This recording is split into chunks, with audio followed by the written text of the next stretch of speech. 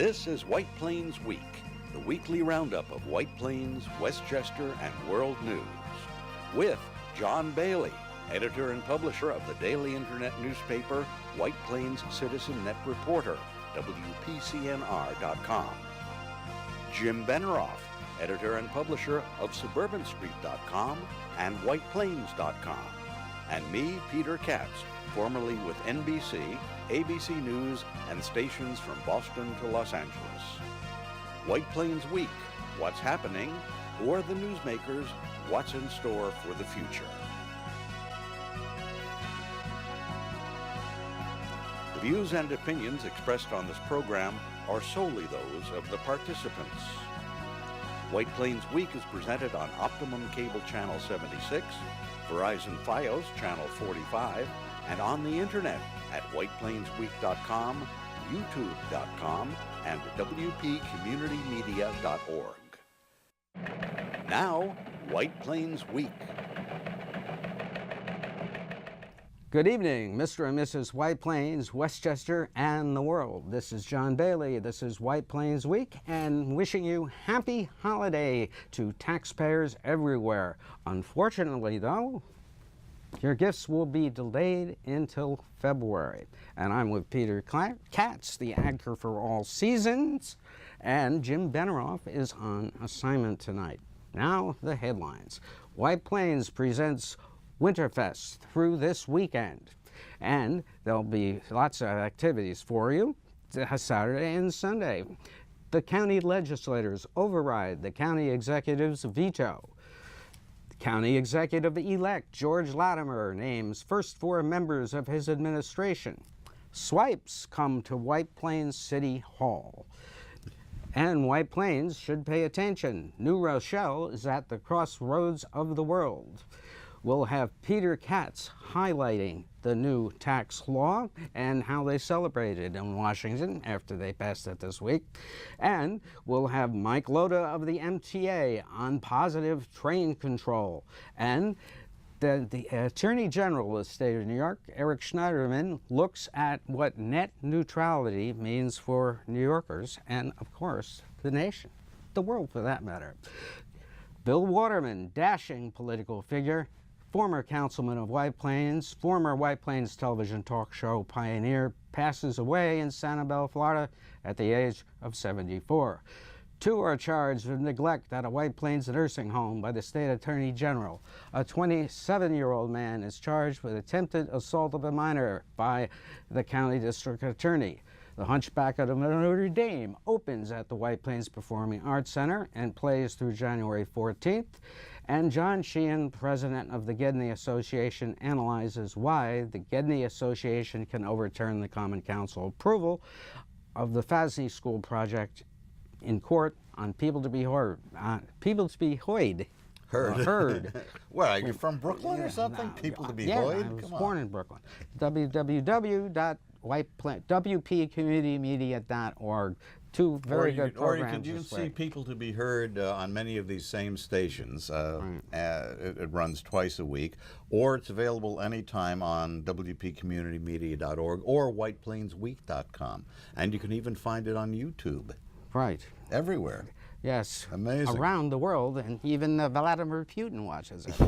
See how he's doing. All right. I think he hacks into it, actually.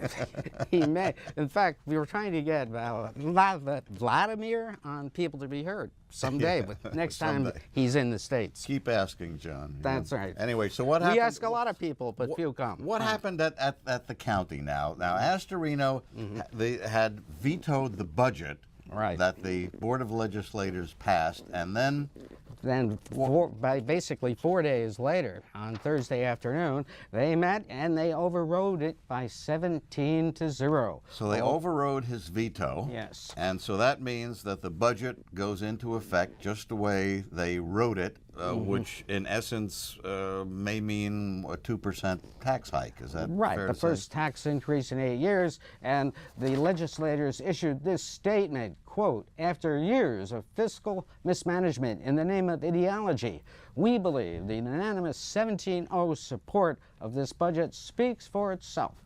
We are putting Westchester back on a responsible financial path by working to plug the roughly $100 million budget hole left by the outgoing administration while funding vital services all Westchester taxpayers rely on." They neglect to mention that they voted all his budgets the last 7 years. Yes, Voted them all. but there had been a split. You know, the Democrats and Republicans and the Board of Legislators do argue from time to time. They do have different views from time to time. But very significant that this was a unanimous vote. Right. I do not understand why Republicans not returning to the board would I'll vote tell you for. one thing that it may do. Not returning to the board, sorry. One thing it may do for incoming County Executive George Latimer is give him a non-political turmoil forum to work within. Maybe. I mean, this may be sort of an olive branch from the Republican side of the don't forget, legislature. 3 of them aren't coming back. And there's going to have only 5 Republicans on the board starting in January. This was essentially a lame duck legislature that did this. Okay. And Nonetheless, they did it anyway. Yes, they did. But in the meantime, so Latimer also announced some appointments. yes, he did. coming up. And there they are. Ken Jenkins was named Deputy County Executive. Now, Joan McDonald, Director of Operations, and John Nona, County Attorney, and Catherine Chiaffi, Director of Communications. Right, okay. So the interesting thing, or what I found to be really interesting, is that Ken Jenkins now moves into a very high profile, very important position within the county executive's office after having challenged Latimer to try to get the Democratic nomination to run for county executive. Yeah, and since Mr. Jenkins did not run for the county legislature again this year, he now has employment. Well, Which is okay. nice for him, right? And swipes came to the city when speaking of taxes. And Yeah, you can pay some things using the credit card machine now. That's right outside the finance office window, just off the lobby off the rotunda of City Hall. You can't pay everything by credit card, but where you can use your credit card, they're happy to take it, and the machine makes it very easy. I don't know how long that machine has been out there, actually. But it was new. I happened to notice it when I went there to pay my real estate taxes. Yes, unfortunately, it can't be used for the taxes, though. Water bills. Yes, water bills, And I think they some will. other fees. Now, But you know, you saw something very interesting regarding White Plains. yeah, well, you know what, making City Hall a little easier to work with, you know, by taking credit card payments. What do for you things. mean work with? I mean, you can't work with city. All of these things, the little things just sort of go together to make a city more attractive. Okay. You know, you're being very warm. This holiday spirit is really affecting you know, you. White Plains has tried various things over the years to make itself more Like the app. attractive. The parking app. Well, a parking app, extend the time on the meter by telephone. 25% pay by app now. In terms of making the city more attractive in the area, and in fact in the nation, they've gone from trying to recruit developers on a one-by-one basis to magazine advertising and exhibiting at trade shows. But the city has some very public competition now from neighboring New Rochelle. New Rochelle's Ideally Yours messaging is being delivered by a giant animated sign in New York's Times Square. throughout the holiday season. It's a high-definition, double-sided digital cube, and it targets pedestrians and those looking out the window while stuck in traffic. New Rochelle's ad runs 15 seconds every 2 minutes for 4 weeks and was secured as part of that city's advertising master plan with a company called Outfront Media.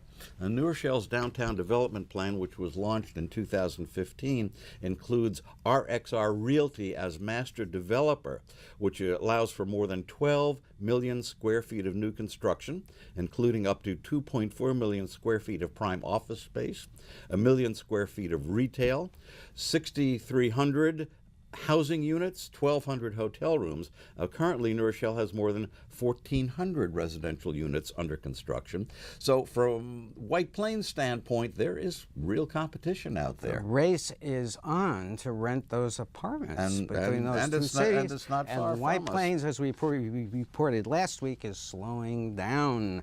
The retail isn't signing up for some of those. Some new things have come on the market. The Continuum recently came on the market. That building has opened up. They are building see how things. That where the pavilion thing, that's, in real estate circles, I can tell you from my talking to certain high-profile real estate people in Westchester, it's being referred to as a hole in the ground. And where have we heard the term hole in the ground Well, I before? think that's a little premature for the Journal News to use that expression again, because that's who coined that in their article about it.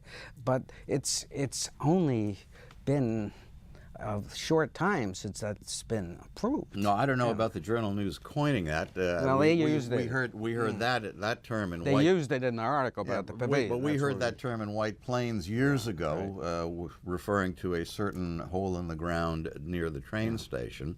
White Plains really Watch does have your back, competition. White Plains, because Yeah. somebody might be gaining on you, as Satchel Paige said. But speaking of gaining on you, net neutrality. Well, indeed, net neutrality is an issue which has been not covered the way it should be covered because under the Trump administration, they have taken the step at the Federal Communications Commission to eliminate net neutrality. Now, up to a dozen attorneys general from around the country are expected to join with New York State Attorney General Eric Schneiderman to file a lawsuit very soon to try to overturn the FCC's decision to wipe out net neutrality. Now, net neutrality treats the internet as a public utility, ensuring that it is open to all comers and not subject to censorship. By a 3-2 vote along party lines, the Republicans who control the FCC under Chairman Sajid Ajit Pai, a former attorney for internet service provider Verizon, voted to eliminate net neutrality, which by this time next year could turn the internet into the Wild West, where only the gunslingers with the biggest wallets can have their voices heard, and a sheriff in a darkened room somewhere can decide what you and I have access to. Now, if Hitler were alive, John, he would be salivating at the propaganda possibilities. Imagine if Steve Bannon's Breitbart became the internet provider in your town, and the only news you could get on the internet after that came from Fox and Sarah Huckabee Sanders and Breitbart, or the alternative facts of Kellyanne Conway. Without net neutrality as law of the land, that could happen. And it would take White Plains Week like 5 days to load. We'd be gone in an we'd instant. be gone. Here's part of what Attorney General Schneiderman said shortly after the FCC vote. This new rule would enable ISPs to charge consumers more to get access to social media platforms like Facebook and Twitter, and give them the leverage to degrade high-quality video streaming until and unless someone pays them more money to clean it up. Even worse, today's vote would enable ISPs to favor certain viewpoints over others. Even if they promise not to do any of these things today, there will be no rule against them changing those promises down the road. New Yorkers deserve a free and open internet, and that's why my office will sue to stop the FCC's illegal rollback of net neutrality. We will be filing a claim to preserve protections for New Yorkers and all Americans, and will be working aggressively to stop the FCC's leadership from doing any further damage to the internet and our economy. 7 months ago, my office began investigating a flood of fake comments submitted to the FCC in the public comment period for net neutrality. we've now found at least 2 million fake comments that use the stolen identities of people across the country, including 100,000 New Yorkers. We asked the FCC to help in our investigations, but waited months to hear back. This is more than an attack on the future of our internet as we know it. It's a travesty for anyone who cares about the integrity of their voice in government. So we are going to fight back. Well, actually, John, it turns out that they have definitely traced 500,000 of those fake comments to Russia. Imagine that. What a surprise. Yeah. Yeah. Meanwhile, the big surprise happened Wednesday. I don't know. I wasn't that surprised. A lot of people were. But on Wednesday, Republican lawmakers went to the White House for a celebration after having passed the Trump tax bill. It was a partisan love fest as they congratulated one another for passing the bill, which gives 83% of the tax cut benefits to the wealthiest 1%. The bill takes away health care from about 13 million Americans, and also tucked in the bill is that it opens up for oil and gas drilling and other exploitation the Anwar Wildlife Preserve, which is home to threatened wildlife and an important area to help prevent the spread of global pollution and the increase in global warming. Now, note how all of a sudden Senate Majority Leader Mitch McConnell and House Speaker Paul Ryan, both of whom were attacked savagely by Trump as being inept, now all of a sudden are Trump's favorites. You think he's sincere? I want to have them get up and get the glamour and the glory, and I just want to have a few of them come up and they'll speak for a little while short. If the shorter the better. That way we can get all of you. We'll get everybody up, right? But I want to thank Mitch McConnell. I want to thank, what a job. What a job. And I want to thank Paul. They're going to speak. They're going to say a few words. But Paul Ryan and Mitch, it was a little team. We just got together and we would work very hard, didn't we? Huh? It seems like it was a lot of fun. It's always a lot of fun when you win. If you work hard and lose, that's not acceptable. But I'm just going to name a few names, and then some of them will come up. But people that I saw so much over the last month and really over the last almost year, because when you think of it, we haven't even been a year. And we did the largest tax cut in our history. I hate to say this, but we essentially repealed Obamacare because we got rid of the individual mandate, which was terrible. And that was a primary source of funding of Obamacare. And Anwar, so a friend of mine, oh, congratulations. And Dan, where's Dan? What? Don, No, and Don, too. Where's Dan? Thank you. Where's Dan? Where's Sullivan? He's not here. Oh, okay. Lisa Murkowski's on. I'll tell you, between Dan and Don and Lisa, you've done a very great job. So a friend of mine called up about Anwar. He's in the Opus. He said, you didn't get Anwar. And I said, tell me about Anwar. He said, we've been trying to get that passed. The whole country, the world, they tried in Ronald Reagan. They tried with the Bushes. They tried with everybody. They never got Anwar. But we got Anwar in this bill. So we have Anwar, we have mandate, and we have the tax cut. Is it just me, John, or did Mitch McConnell have an expression on his face which said, I really don't want to be here? It's hard to say, but they own it. They do at this point. U.S. District Court Judge George Daniels ruled in New York this week that it's up to Congress, not the courts, to determine whether President Trump has violated the emoluments clause of the Constitution by accepting payments from foreign governments through his hotels. Daniels dismissed 2 suits challenging the president's right to keep receiving foreign money through those hotels. Trump's campaign to discredit the FBI has now moved into the Justice Department, of which the FBI is a part. Attorney General Jeff Sessions has told prosecutors to start investigating the FBI agents who had looked into a uranium sale to Russia. Now, there was nothing wrong with the sale, especially since a total of 9 government agencies had to approve it, yet Trump and the Republicans on the right are using that sale to try to discredit Hillary Clinton, because her State Department had to sign off on it, one of the 9 agencies that did sign off on it. Republican Roy Moore, Trump's endorsed candidate, still refuses to concede defeat in the Alabama Senate race. That will not stop the state from certifying the victory of Democrat Doug Jones. The United Nations General Assembly refused to buckle under to Trump's threats to cut off financial aid to any country which refused to support his decision to declare Jerusalem to be the capital of Israel. The General Assembly delegates voted overwhelmingly to condemn the United States for Trump's action and demand that Trump rescind what he did. Before the vote, UN Ambassador Nikki Haley made a speech which showed her ignorance about the United Nations. When the administration announced that Vice President Pence's trip to the Middle East this week was canceled so he could be in Washington to break a tie in the vote on the tax bill if needed, that was a lie. With John McCain not able to vote because he was in the hospital battling cancer, a tie vote would not have been possible.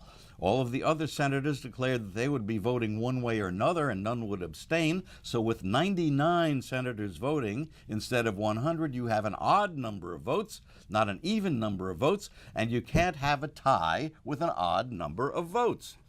It turns out that Pence was not welcome in Egypt, and had he gone there, according to reports, he would have been turned away, a total embarrassment for the Trump administration. Thus, the cancellation.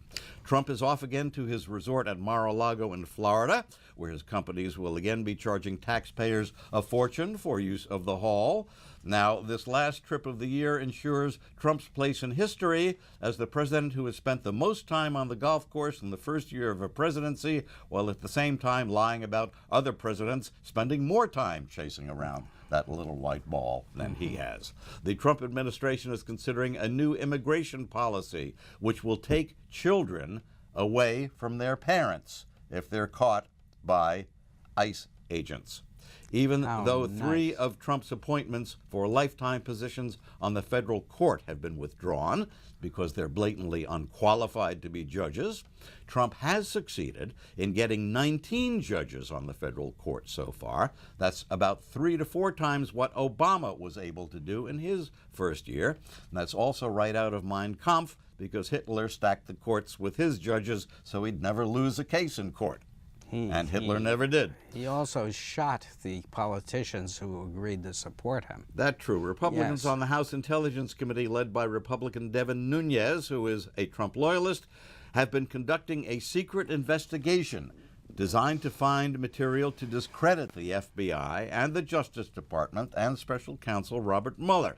They have been meeting in secret, unknown to the Democratic members of the committee. They've even been using classified information, which was given to the committee to use in what was supposed to be an independent investigation into the Trump-Russia connection, and we only found out because we have a free press. Some Republicans in the House and commentators on Fox News, right-wing radio commentator Rush Limbaugh, and right-wingers like White House Press Secretary Sarah Huckabee Sanders' father, Mike Huckabee, have been claiming that Special Counsel Robert Mueller is leading a coup designed to overthrow the Trump government. That's part of the campaign to discredit Mueller, so they'll have a reason to cast doubt when and if a grand jury indicts Trump for being a Russian agent or laundering Russian mob money or something else.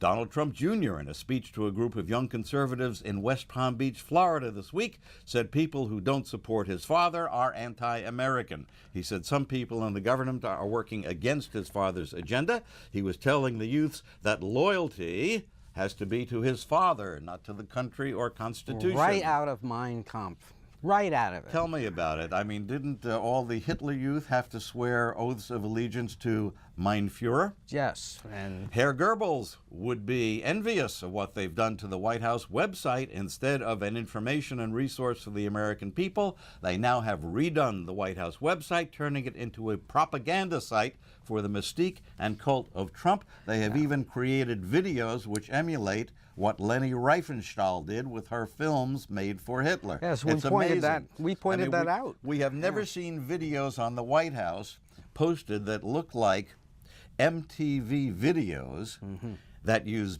dramatic music and that try to create a cult following for the president. Right. Unbelievable. Does he have a signal? I don't know. You know that he holds out to Like the multitudes? a bat signal? Something like that. Now, there's a bad train accident, a terrible train accident in Seattle, and that affects the MTA remotely.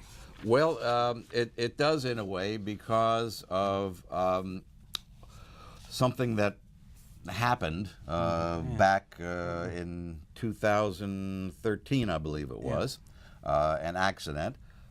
More in keeping with the holidays, the MTA's head, Joseph Lota, was at a news conference in which he talked about the accident in Washington just recently and what's called positive train control. And also about the recent terrorist bombing in a pedestrian tunnel between 42nd Street and the Port Authority bus terminal. Now, federal and state agencies have stepped up security efforts. It's holiday time. On Tuesday at the Queen's approach to the R.F. Kennedy Bridge, which most people still know as the Triborough Bridge, Joseph Lota, chairman of the MTA, said users of MTA facilities should feel safe, including anyone getting on Metro North in White Plains. You're going to see increased surge of law enforcement on our Metro North as well as Long Island Railroad as well as in the subway system. This is a coordinated effort between the MTA police, the TBTA police, the Port Authority police, the state police, the National Guard, and in particular in the subway system with the NYPD. Our experience that we've had within, in the last week or two and what we've seen all throughout the world, this is the right time to do this, and we're doing this on behalf of everyone. As you go by, you're seeing cars being pulled over occasionally here. They're being checked for radiological issues. This is what we normally do at the bridges and at the tunnels, and we will continue to do this. Now, the Amtrak derailment in DuPont, Washington on Monday came up, and a half dozen were killed and scores more injured. In that, the National Transportation Safety Board investigators have already determined that the train was going 80 miles an hour in a 30-mile zone. When it went off the tracks, some cars plunged down onto a highway, and although the equipment for what's called positive train control would automatically slow down a speeding train, it was not operational at the time of the accident on the stretch of track and on the train itself. Inexcusable. You may recall that virtually the same kind of accident took place on Metro North December 1st, 2013. That was at Spuyten Duyvil. Excessive speed caused that train to derail. The train accident killed 4 people, 61 were injured. And Lota was asked if in the 4 years since that accident, the MTA has finished installing positive train control on its trains. We are moving heaven and earth to meet the positive train control PTC deadline by the end of 2018. We're well on our way there with both Metro North and the Long Island Railroad. PTC is in various different increments. What happened yesterday in Washington State would not happen on either Metro North or the Long Island Railroad because we've put civilian speed control in place. It would have prevented what happened there happening in any one of our facilities. So yes, we are moving as fast as we can to implement PTC. That's Joseph Lota of the MTA. Right. And I was really shocked this week when you told me some news that you had found out about. Yes, Candace Corcoran, who used to live in White Plains, is a friend of Bill Waterman, posted on her Facebook page that Bill had passed away this week. Bill was a friend and colleague and also my insurance agent for many years when he lived in White Plains. Of late, he and his wife Judy have been on Sanibel Island in Florida. Many years ago, Bill and Mark Politzer and myself had great fun running the Council of Neighborhood Associations. We really would love to get in the face of politicians, which we did all the time. Bill did serve on the Common Council for a time. He was defeated and he lost to Bob Greer, the late Bob Greer, who also was a great friend. Bill Waterman was 74 years old, Right. which these days is pretty young. Right. Well, happy holidays, everyone, from White Plains Week. This has been White Plains Week. News and commentary about White Plains, Westchester, and the world. The views and opinions expressed on this program were solely those of the participants. White Plains Week, produced by White Plains Citizen Net Reporter. and presented on Optimum Cable Channel 76 and Verizon Fios Channel 45.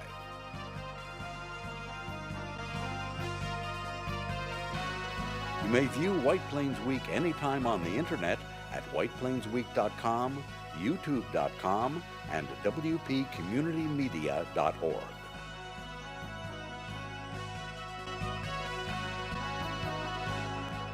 For White Plains Week, this is Peter Katz speaking.